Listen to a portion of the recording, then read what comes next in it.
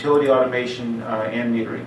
Mark returned back to Georgia Power 2 years ago and is now is in his current role where he's the lead engineer for all the metering initiatives. Please join me in welcoming Mark Lynch.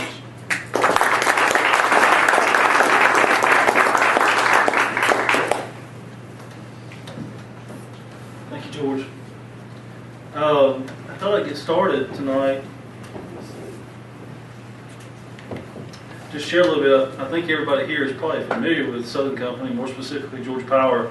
The size of our company, Southern Company, creates some challenges itself when you talk about wireless connectivity.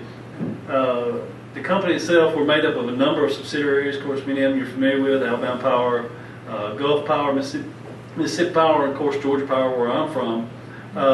In addition to that, of course, we cover a large number of customers, 4.3 million customers, from the most rural, of course, to large metropolitan areas like Birmingham, Atlanta, Alabama.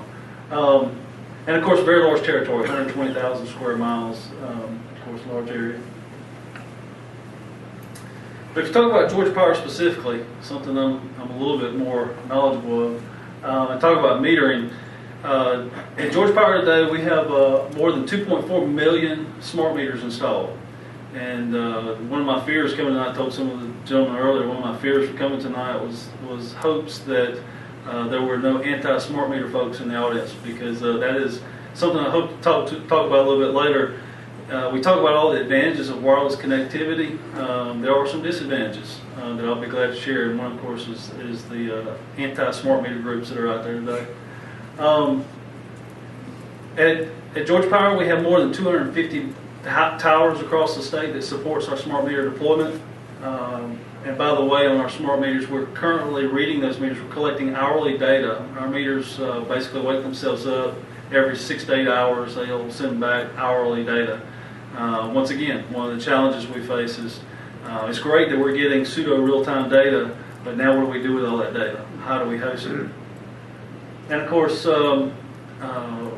we classify meters in different categories. I talked about 2.4 million smart meters.